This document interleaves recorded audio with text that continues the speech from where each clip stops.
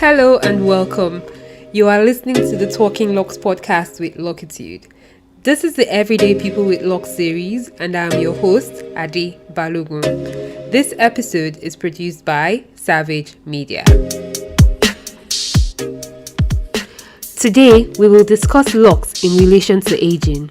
Our guest is Mrs. Tola Gbogboade, a 54-year-old mother of two, a professional accountant, a minister of the Christian faith, a long-time customer of Locitude, and of course, a lockhead.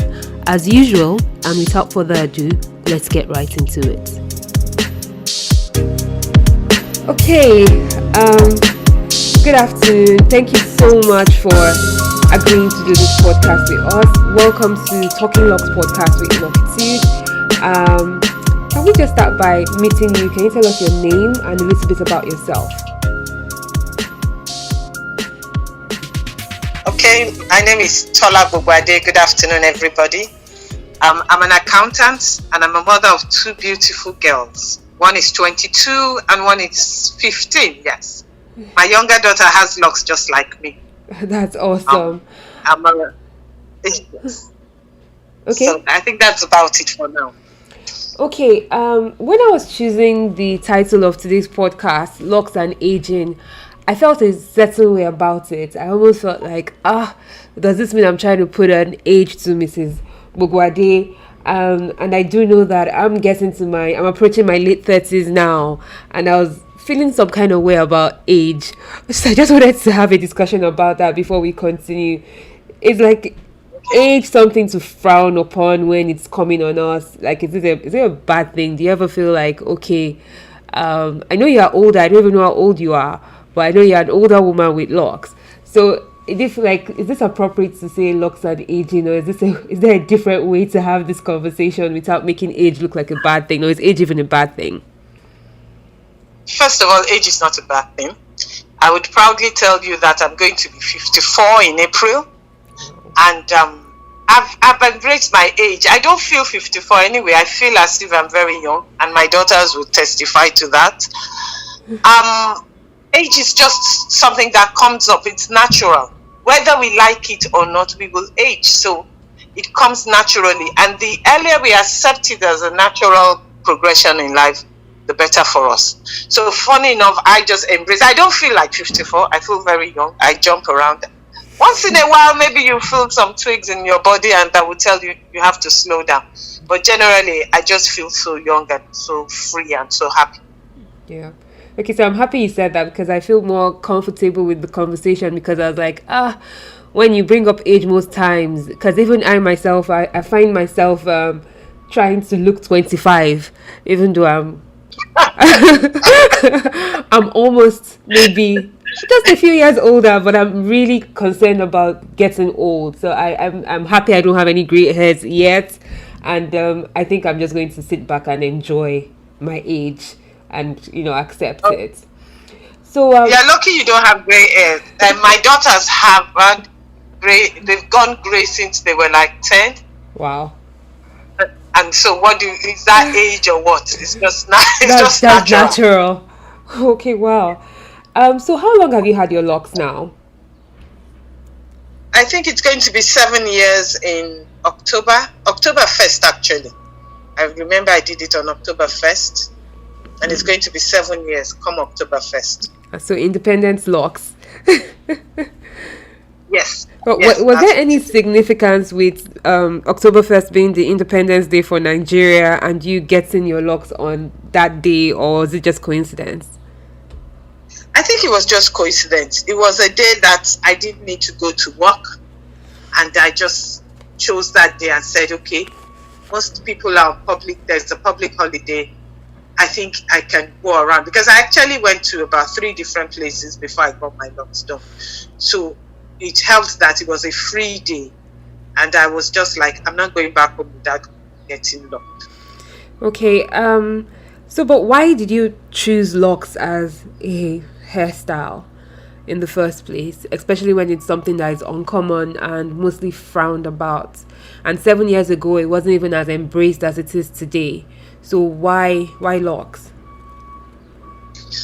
I've actually loved locks. I don't know when I started loving it, but I've always loved locks, and I've always wanted to do. And whenever I see anyone who has locks, I would stare at them and wish I could just put it on my head. I completely relate with that feeling. I think I did a video a few years back where, or was it a blog post some years ago, when I said that when you want locks, there's like a spirit that just tells you this is what you should be doing, and sometimes you can't explain it, you just like it, and it happens. Yeah. So you got your locks at the age of 47, and at the time you were trying to get it, did you ever feel it was inappropriate, especially in our society where locks are deemed like for as something irresponsible people do? No, I never thought about it as age. With all my hang-ups, I had quite a lot of hang-ups about it, but not age. Age was never one of my hang-ups about it. I was saying I've had this love relationship with my hair. I have thick black hair, and I've done all kinds of things. I've cut it low, cut it high, done all kinds of styles with it, and done all kinds of experiments with it. But I discovered by the time I was 47, I had come to terms with the fact that I do not want wigs. I do not want weave on anymore. I do not want braids. Like I said, braids would chop up the front of my hair. So it would make me into a hairless, my hairline was non-existent. That's what it would do all the time. I would only put weave on when I was traveling. And I was traveling out, so I put weave on, and it was really a chore. So I had wanted locks forever. My hang-ups were like I was a Christian. It was said to be demonic. It was said to be not Christian-like. Do you understand? So my hang-ups were actually round my religion, or my Christianity, as I would call it. Basically, those were my hang-ups. I had people tell me that it wasn't age appropriate after I had done it. But my dear, once I took the decision to do it, nothing anybody would say would move me. Okay, you've brought up a completely interesting side of this conversation that I did not even consider. When I thought about locks with regards to religion, we do see that we have a lot of Muslim women who cover their hair when they're outdoors, who have chosen locks as a hairstyle. So when I was thinking about future podcasts where we'll be exploring religion, I was actually thinking about it from the Islam point of view. So it's interesting that you bring it up from a Christianity point of view. So since we're talking about it, I was just wondering, was there any real facts or evidence to say you shouldn't be doing this hairstyle as a Christian? You see, it's not necessarily hairstyle, because if we look at the history of locks, that's our natural bit. But you see, when we were colonized, we were told that everything that was natural was barbaric and evil. So locks just fell into that category. Locks just fell into that category. I would just take I'll just take you on random the thoughts in my head. Let me give you an example. Breastfeeding. But we were told that breastfeeding was barbaric. Oh, how could you, when you're not animals? Why would you breastfeed? So my parents were taught that cow milk was the best for me. Wow.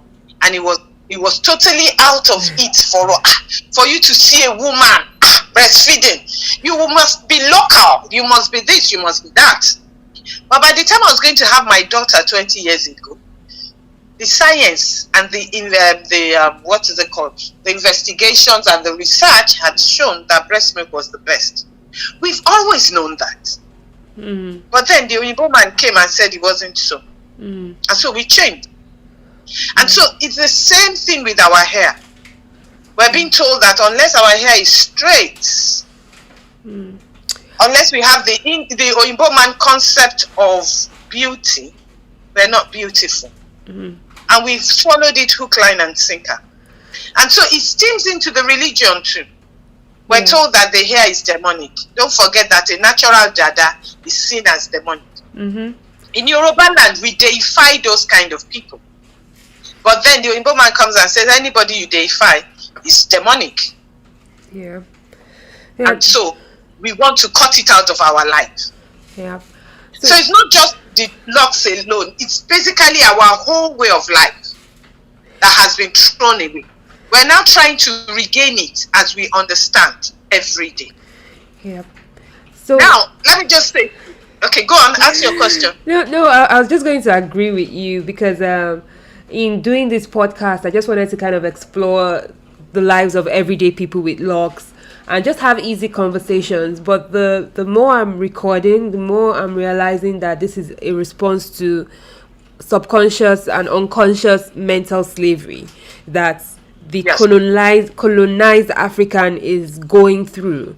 And unlike the West and like the Black Americans who kind of have their white oppressors around them and can relate to what oppression is, because we don't have that environment, it's hard to see that we are still mentally enslaved and oppressed by ideologies that don't serve us, that instead make us worse, that don't, that's not natural to our being. So I'm happy that I didn't think these conversations would be this serious or would have so much power, but I'm feeling this energy, and I think these are things I think about because I'm in the business of hair, and not just of hair, but of locked hair. But I feel like these conversations, hearing it from other people, would force our listeners to really think about what decisions they are making and how they got there, and if it's just you believing something that your generationally has been handed down to you with no real science or evidence that it serves you. So yes. I don't know if you still remember what you're going to say. Yes, to go on, I would like to say that I'm a Christian. I'm a born-again Christian, and I'm a minister of God, which means I preach on the pulpit. I teach about what God is saying. I would like to put that out there. Okay. Now, when I decided that, when I cut my hair the second time after I had my daughter, that's about 8 years ago, when I decided to start growing my hair again, don't forget I cut it about 15 years ago. When I had to grow my hair again, it was too tough. I couldn't handle the kinkiness. And so I went back to relaxers. So this time around, when I cut it again, I was like, no, I'm not going back to relaxers. I'm tired. So I had a conversation with God. God, let us talk about this thing very, very well. I need understanding, God. And we sat down, and I asked him, I said, God, what makes my natural hair demonic and a wig acceptable? What makes my natural hair, the hair that grows out of me, demonic or not acceptable, and a weave on is acceptable? What makes my natural hair not acceptable and relaxed hair is acceptable? And those were the questions I was asking God. How come what I am, how you created me, is not acceptable? Unless I make some amendment and some whatever to it, that is when I would be accepted as a Christian. Because like I told you, age did not come into it. It was just my Christianity, my relationship with God, and how I viewed this thing. And God and I settled it, I would like to tell you. I'm glad to hear that. We settled it. And once I was settled and I was convinced beyond reasonable doubt, I went ahead. I had people saying, Tola, you're a minister of God. How would you preach with this? And I said, excuse me, you take it. You understand? And now that the hair is long, I rocked every stage of it. I loved the short stage, so I want to go back to that. But I rocked every stage of it. Now the hair is long. A lot of people would like to have the hair. A lot of people are more accepting of it because it's long. And it doesn't look like a Yahoo boy's head. But it's a journey. Locks is a journey. You progress. And I've progressed. And I might get to a point where I cut everything off again and I start again. Okay. But I'm very comfortable in my skin. Yeah. So, just looking at it from the age perspective as well, for the people who kind of mentioned to you that why would you be doing this hairstyle at age 47, even if you're going to do it, maybe you should have done it when you were much younger. And Yeah. how did you cope with that? How did that tell on you? Did you feel like, did you go back to think about it and say, am I really being age inappropriate with my hair choice? Now, don't forget that I had settled this matter. When you decide, I tell people, when you decide to do locks, you decide to do it for yourself. You're not deciding to do it because somebody said, please do locks. If you're still copying one person or the other, you would have issues with whatever anybody says. And like I said, I settled it with God. And I'm a Christian. And for me, God is the ultimate. So who can talk when God is not talking? So that was it. So it's them saying, oh, don't you think it's not age appropriate? I said, look, that's your problem. My mom actually thought that it was a fad. And after a while, I would take it off. And kept on asking me for a whole 1 year. When are you going to undo this here? When are you going to take off this here? When are you going to do this? So everybody has their perception. And you can't force your perception on me. And like I told you, when I wanted to start the hair, I didn't think about age. Age wasn't a consideration. It was more of my religion. It was more of my relationship with God. So you telling me that you're too old for it, I was like, is there an age where you do your hair? Does hair have anything to do with age? It really doesn't. Okay. Just speaking to how did you have any challenges? Because I know when you're more mature, it's more difficult for you to be impressionable by your society because you've been through your own experiences and you usually have the liberty of making your own choices. But being an accountant, working in a corporate world, I'm sure you meet with third-party clients, you have your colleagues that you work with every day. Was there any ever negative or positive perception of what your hair meant by the time you started by the time you chose it as a hair choice? As an accountant, the first advantage I had was that I run my own practice farm. So I was the boss. Or even my staff were like, madam, what's going on? Then when I go out for meetings, people just say, Tola, what's going on with your hair? How can you do this? And I'll say, oh, it's okay, I like to do it. They're like, wow, I can't do it. Wow, it's not acceptable in our organization. If I did it, I would have to put on a wig. All kinds of things. Everybody was saying what they wanted. It did affect my income negatively. Because, like I like to say that, it is is my output, not what you see. And clients who had known me for years just saw it. I was quite confident with it. I was quite brazen with it, let me say that. So I didn't do it apologetically. I owned my hair. I was happy with my hair. If I felt that it would be offensive where I went to, I would pack it in such a nice way. So that it's not sticking up all over the place like I like it to stick up. So I would try and keep it down just to respect the sensibilities of other people.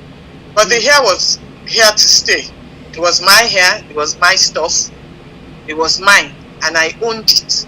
So I was confident. And that's why I tell people now, if you want to do it, don't do it because anybody says you should do it. Because then you will stop it because somebody says you should stop it. You need to know what you want. You need to love it. I've loved it for ages. I only had the confidence to do it 7 years ago. Wow. So you can see that at least my daughter, when I first of all considered it seriously, was when my daughter was born. And she's 15 years old now.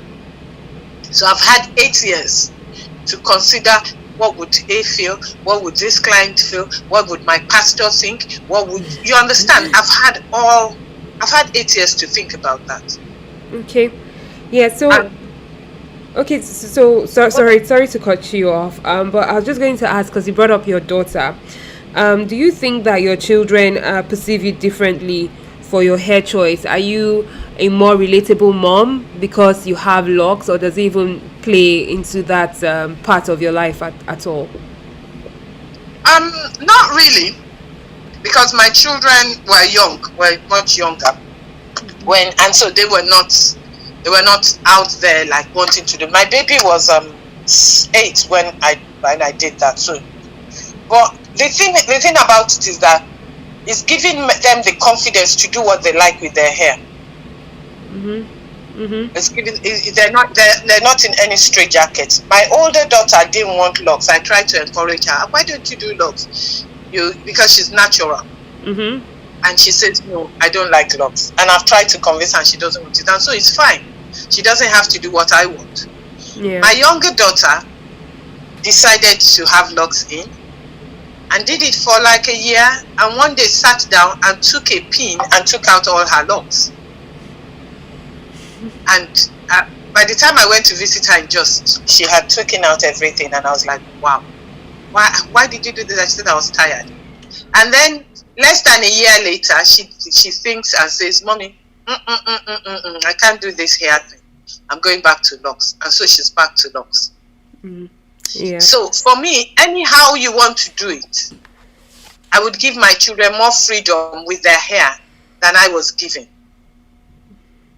And let them see it's just natural. And you can do so what I you have want one to do what they want to do with their hair. My children like colors. And so the first one wants to dye her hair gray. And I said, and my second daughter, when she was 12, said she wanted to dye her hair gold. And I said no. And she can negotiate herself out of any place, any bag you put her in. She started the negotiation. And I said, okay, you know what? When you get to school, ask your hostel parent. If your hostel parent says okay, then you can do it. And she says okay. And I thought she would not have the confidence to ask her hostel parent. And she went up to the hostel parent and asked. And that one said, oh, you can do it. And so she calls me and says, my hostel parent says I can do it. And I'm like, what? I had forgotten. I would have called the hostel parent ahead to say no. So I then said, okay, you know what? If you get highest GPA in school, then you can do your hair. You can color it gold. She said, what? You told me hostel parent? I said, yes. But I'm adding if you get highest GPA. My dear, she got highest GPA in her class. Okay. And so the day I bring her in from Jos, the day she lands in Lagos, she says, so when am I going to have my hair done? She had her hair colored the next day. And she had gold tips. So since then, she's been telling me now is every day I want to have purple, I want to have this, I want to have that. I am more accepting of colors now than I was before. I'm just a black person. Why are you coloring your hair? So the older one is always saying, I wanted to color my hair gray. You didn't let me color it gray. Now you're allowing Deborah to color her hair. so those in that area, but any other thing, I've given them, look, you can have your hair natural. I fund it. I like to tell them I'm funding this venture and it's very expensive. But I fund it because that's their hair. The younger one wants dreadlocks. I fund it. I'm fine with it. When they're old enough, they will take more decisions for themselves. But right now, there's nothing wrong with the decision they're taking about their hair. Okay. I wanted to, that's actually quite interesting. And I'm quite happy that it's interesting to also learn some of the backstory, because Locitude has also been involved in Deborah's hair, and starting again and dyeing it gold. And it's just interesting to know that, wow, there was some resistance, because from my perspective, you're just a yuppie mommy that would allow, your kids do everything. So it's interesting to hear that there's some resistance. And I'm sure, because in my own case, I started my locks and my mom started her locks about maybe some 6-7 years after I started my locks. So even though I ended up influencing my mom because she didn't like my hair when I started, but when she started to see the convenience and that was growing and it looked good, then she's like, she even started her locks without telling me. So it was a surprise to me. Do you think that your having locks has directly influenced Deborah's decision to have locks herself? Yes, it has. Yeah. Though it didn't influence her older sister, Mm-hmm. but it influenced her to have locks. She saw the convenience.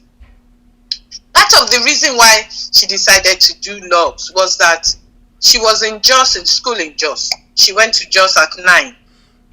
And so she had to braid her hair. Every time she was going to school, she would have to sit down in the salon and spend hours braiding her hair. And then when she comes back, even if it's just for a week, she would spend time undoing the hair, having to wash it, and within a short time, braid the hair again. So it was too much of a chore for her. And so soon after, maybe 3 years after, she said, look, you know what, I would like to do this and not have to go through. And then she's a free spirit. She's such a free spirit. And so she would like to leave her locks hanging all over her face, hanging all over her head. And I remember when I go to visit her in school, the locks is in disarray, like I would say. And, you know, the mom in me would say, can't you pack this hair? And she says, it's okay the way it is. And I'm like, can't you make it a bit neater? But, you know, that's what she wanted.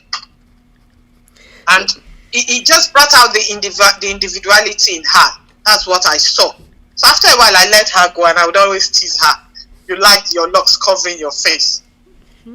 Yeah. She doesn't have that in her new school now. She has to be prim and proper and all sugar and spice and all things nice in her new school. But that's fine. Okay, so I want to take the conversation a little bit in another way, just seeking your perspective as an older person on how locks reflects on our personal relationships. So one of the things I personally have gotten over the years of having locks is, and being unmarried, is like, you know, what are you going to do on your wedding day? What if your husband doesn't like your hair? You know, and so I'm going to ask this from two perspectives. Have you had any impact on your choice from a male in your life? And if, for instance, one of your daughters was attracted to a male suitor who has locks, how would you perceive that as a mom, even though you have it as well? First of all, I have come to realize that the way you do your hair really doesn't impact on who you are. Or it really doesn't show that you are a rebel, kind of, in a bad way. You could be a rebel in a good way. When I started my locks and with my children, I have had to change quite a number of my perspectives. Things hitherto I would say no to. I have come to realize that we are biased without any real basis for our bias. So, I have a male in my life, my younger cousin, and he has gold in his hair. He's colored his hair gold, and I was excited about it. I think 10 years ago, I would have looked at him as an omoburuku, as an area boy. So, as you get older, your perspective changes a bit. And things that you held to so rigidly, you then begin to see that there's nothing much in them. So, I would like to say that if a guy comes and wants to marry my daughters with locks, we would have to have a conversation. I would like to know what is going on in his head, not what is on his head. And because my children went to Hillcrest, in Hillcrest, they're not bothered about your hair. So most of her classmates, both of them, had all kinds of hairstyles, wild hairstyles. And these boys were wonderful boys, Christians to the core. And they were just showing their individuality. They were just showing who they were. They were young people who were exploring themselves. And I remember, excuse me, my younger daughter's school, a class, the boys were always on about going to the barber shop, because I actually took some of them there. As a surrogate parent, I would get in there and say, okay, you want to go to the barber shop? Okay, let's go. whatever, and they liked to do their hair. And these were just young boys, 10-year-olds, 11-year-olds, who were just running around, happy with their hair, happy to explore.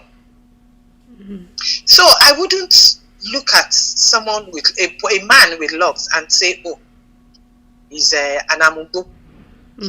I saw one post on the internet some time ago that anybody who has locks has drug paraphernalia in their hair. And I was so amused because I had locks. Maybe before I would have thought that. You know, we have this idea that Bob Marley personified the drug whatever. And so we think, okay, everybody who has locks is on drugs. Or no, there are quite a lot of people who have very reasonable young men and women who have their heads screwed on right and who are doing great things with locks. So, no, I wouldn't like to box them up and say, oh, because you have locks, you can. I know other people around me would want to, but I would like to tell them that let's hear what this young guy has to say. Let us hear how his mind works. What exactly is he on about? And not just look down on him because he has locks. Okay.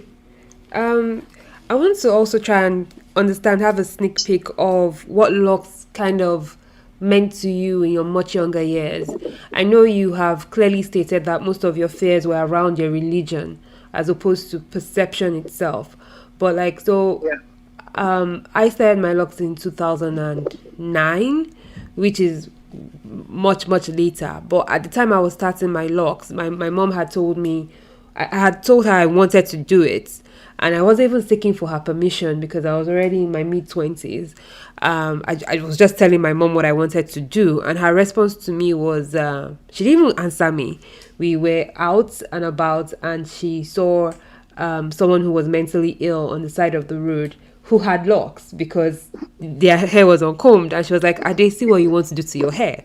So at that point, I knew that it didn't agree with her per se. And that kind of set me back for another 3 years or so before one day I was tired and I was like, you know what, I want to do this thing, my job. I don't even have the time to be sitting there in the salon. So I'm just going to do it. And I'm happy that many years later, she decided to do it. So if you ask me, my perception as at 10 years ago, 11 years ago, thereabouts, it was still something that only mad people had. When you think about it in the context of the streets of Lagos, or people who are associated with like the Rastafarian culture, you had to be a footballer.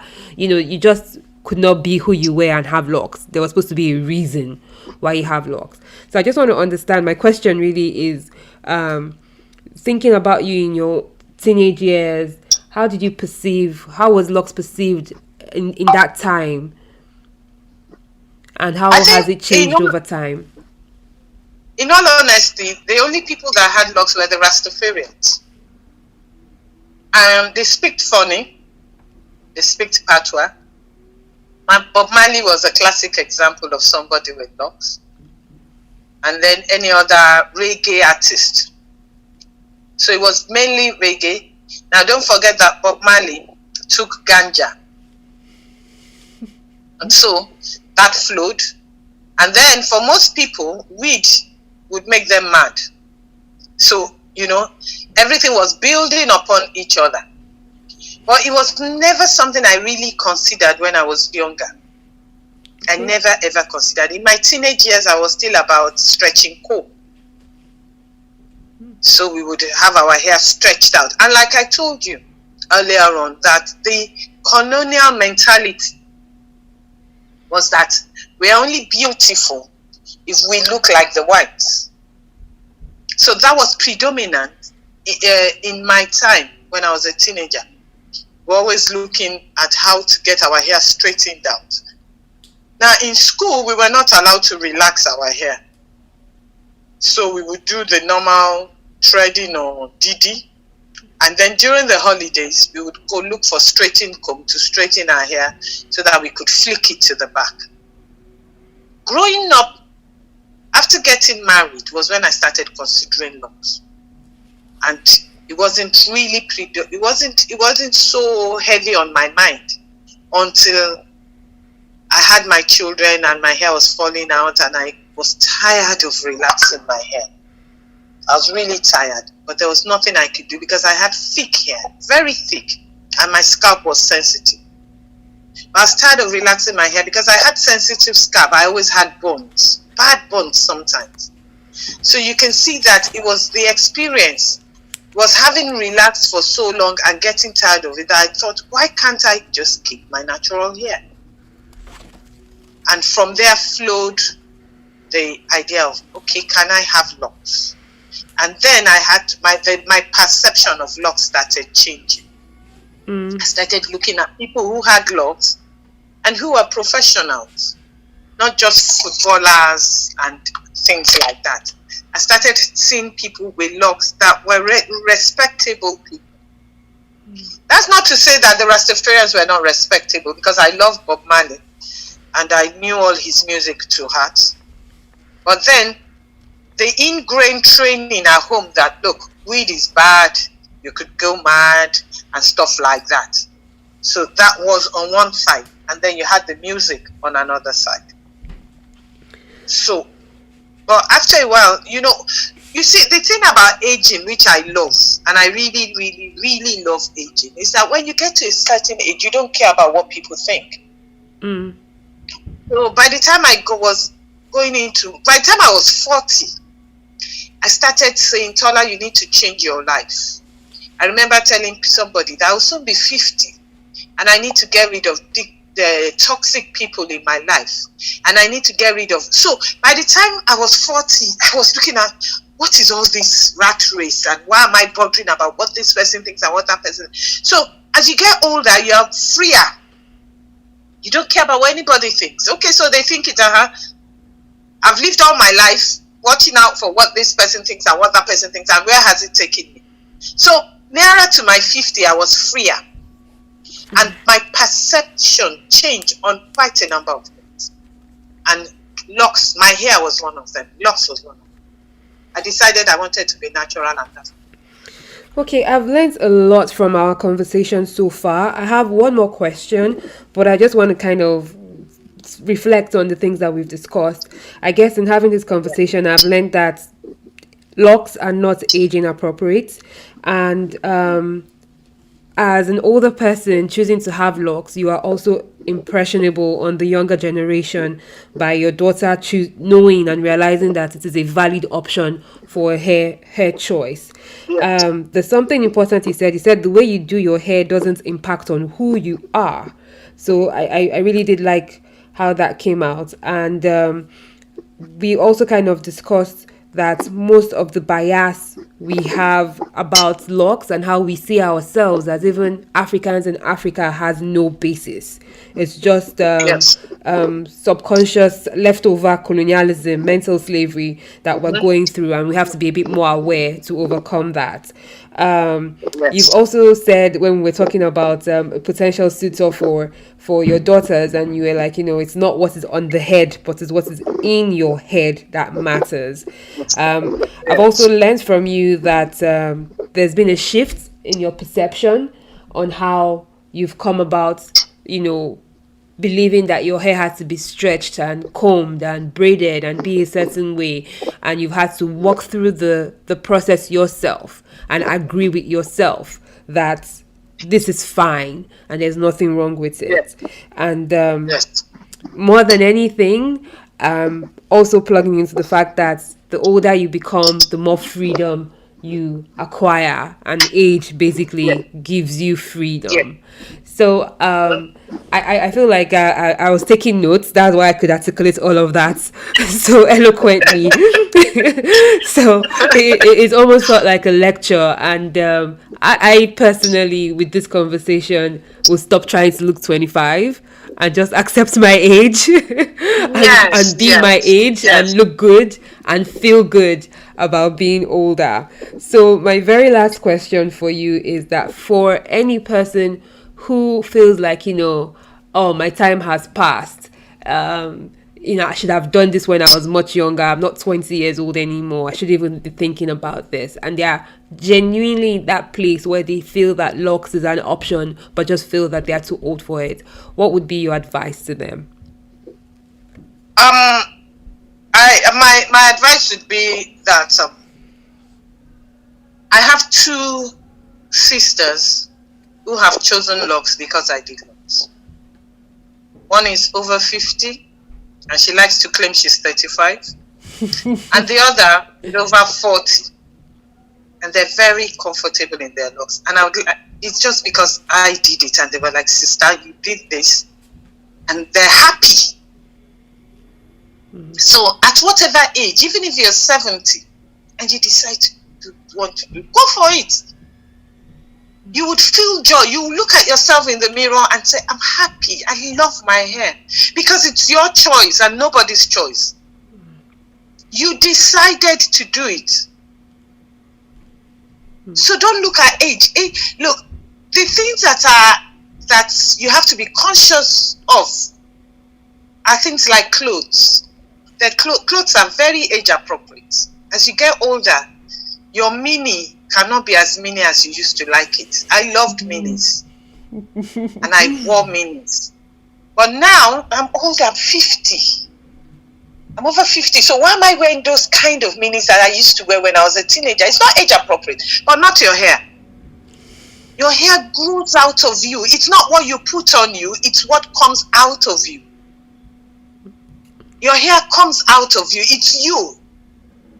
So at whatever age you are, as long as your hair is still growing, my dear, go for it. Why do you need to put on a wig when you have hair growing out of you? Why do you need to put on weave on when you have hair growing out of you? Today was it yesterday or today? I was watching Kurt Franklin, whom I love. And I saw one of these backup singers, and she had scraped her hair. Scraped it, and she colored whatever was left gold. And I was loving it, and I was thinking, what do I think? I'm sure by the time I do that, people will go say, "Tola, you just lost it." Well, my dear, it's my hair. It's growing out of me. I'm adorning what is coming out of me. So I'd like everybody to note that it's coming out of. You're not putting it on. It's you. So how age appropriate is your hair coming out of you going to be? If your hair decides to fall off because you're 70, that's your hair. And then if you decide that, "Oh, I want to do something extra by putting on a wig," that's fine. But what is growing out of you can never, it doesn't have a timeline for it.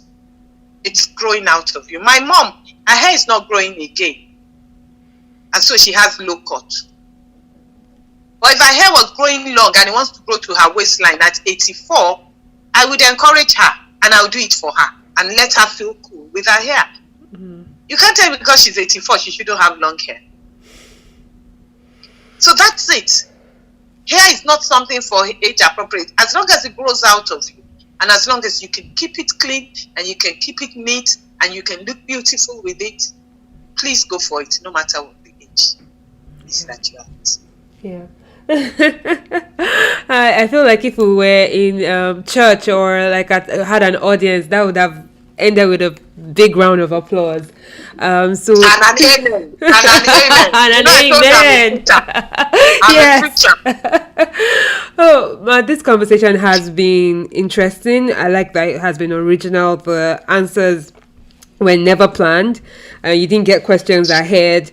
So I have learned a lot, mostly to embrace my age. So I just want to say thank you very much. And I hope that this conversation is impactful for somebody out there who's choosing to wear their locks and is being or feels that they are restricted by age, or someone else who is portraying their insecurities on somebody who is older, saying, "Why should this person have locks because they are much older?" So I hope we're able to change that.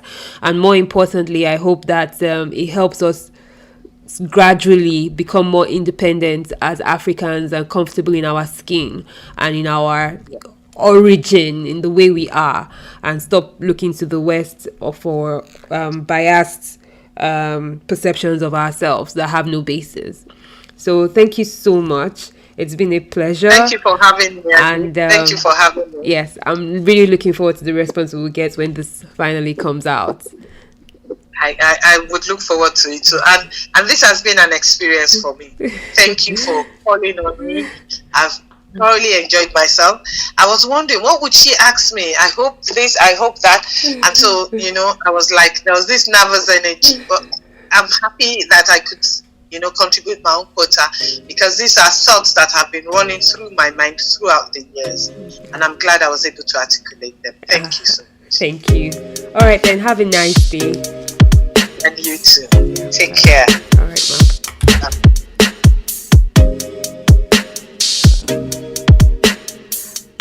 Thank you so much for tuning in and listening to the Talking Locs podcast with Locitude.